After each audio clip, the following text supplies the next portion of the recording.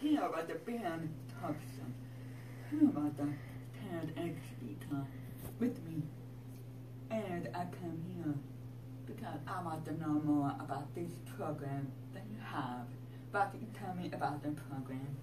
Yeah, so the program's called the Birmingham Fire and Rescue C.A.R.E.S program. C.A.R.E.S stands for Community Assistance, Referrals, and Education Services.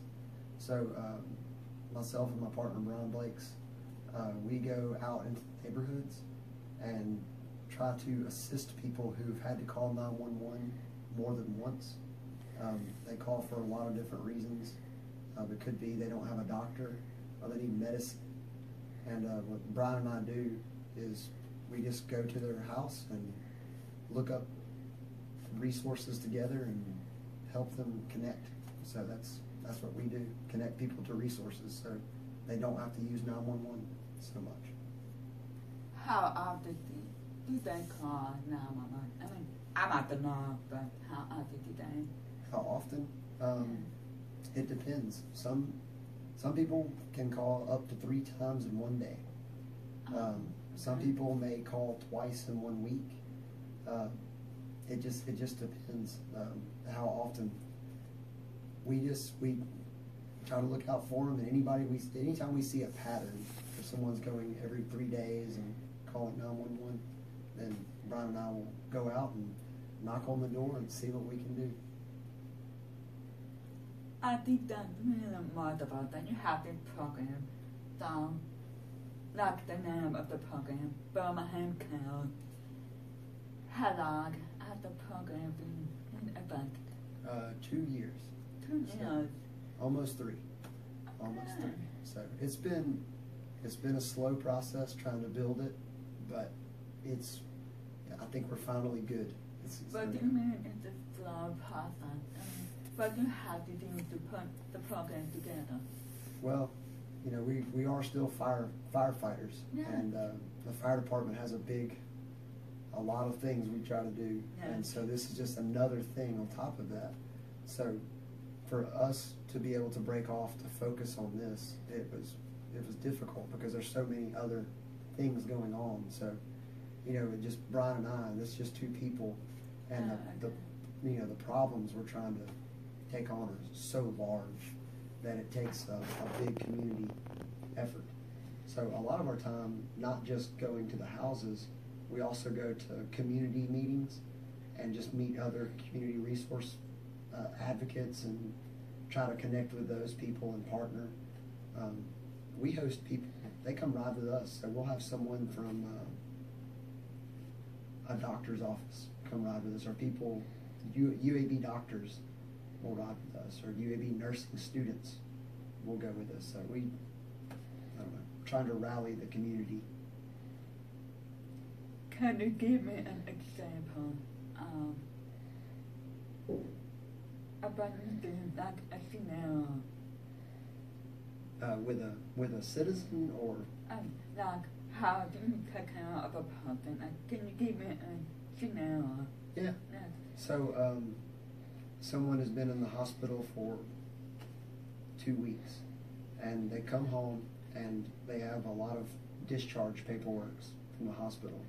And in the discharge paperwork, the doctor may tell this person, you need to take this kind of medicine, you need to go buy this kind of medicine, you need to call this doctor. And when they go home, if they're living in a bad situation, such as they don't have money to pay their electricity bill, or they don't have money to pay for the medicine, the doctor doesn't tell them who to call for the medicine. They just say, you need to get this medicine. So Brian and I will go, and we know who to call. We know you can call this pharmacy and it's free. And sometimes the medicine's free and people don't know that. I didn't know that. Yeah, there's like Publix pharmacy has free medicine. But another Walmart has medicine for $4. Where if you went to C.A.R.E.S, it might cost $20. So we try to show people the way, and you know, that's what we do. Just like I said, going around to the community and getting to know the community, what we do. But that knowledge is what we use to help folks connect. So. I did that amazing that you have to take care of people in that way, like,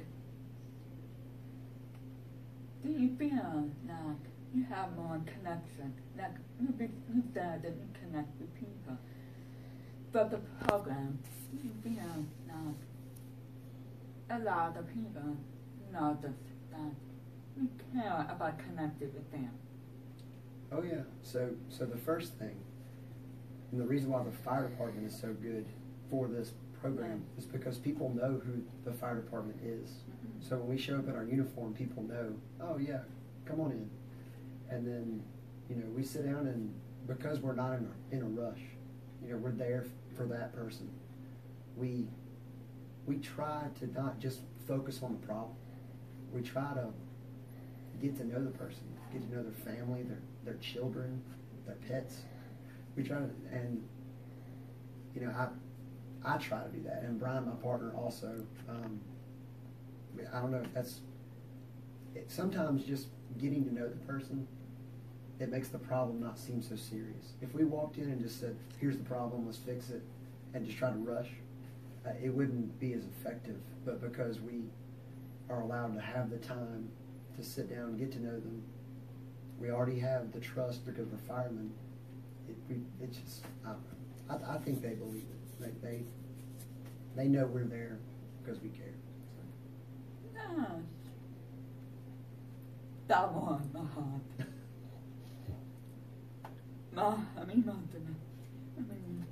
I'm so happy that, especially that I got to know you through the TEDx Birmingham, and the pretty game of TEDx talk. I started the football and pretty game, talk. Made me tear up. You got to stand it and how do you feel about it? Kind of like it was a dream. Because it was so much work. And then we stood up there and we did it. We did it. And it was over. And I wasn't driving and reciting my TED Talk anymore. It wasn't, because before that, every day you get in the car and you drive, turn the radio off, and just say your TED. Did you did too? So. No. But. And I have to say, you say you were in the front row and you teared up. I teared up during yours as well. So I wasn't in the front, I was in the back, with my family. But I don't know, I was your story, and it wasn't just your story, it was the fact that I knew you too, and I had seen you work so much, and it was just being able to share that moment. It was so good. It was so good. I don't know. How do you feel? Do you feel? Beaawat aan soccer, beaawat maken aan. I thought God got my baka. We think out my tongue. As to my market dama and my market dama. My Gabby daughter, Habab. That helped me. Start on my mouth before I got on the soccer. Every I saw everybody in the audience. I'm like, I could see everybody's passing. How am I going to do about, how you feel? So when I stepped out, Yes. I couldn't see anyone's face. Oh, okay. It was blurry to me because I was just, all I could see I could see people, and I could see the color. It was blue. It was like blue. No. And I focused on the spaces between the people. I didn't look at any person. I looked at the space between the people. Isn't that strange? Look at this person. Yeah, and and do you remember Matt told us when we walk out to plant our feet? Yeah. So I walked out. If you ever notice, I planted my feet and I didn't move. Me neither. Me neither. I think that not professional. Because Martin, he told me, do not move. I won't move. So my leg never moved the whole time, but even though I used my hand. But it has been good. It's certainly it brought attention to this program. Yeah. It also led to some other opportunities. I actually I'm gonna start writing for a website.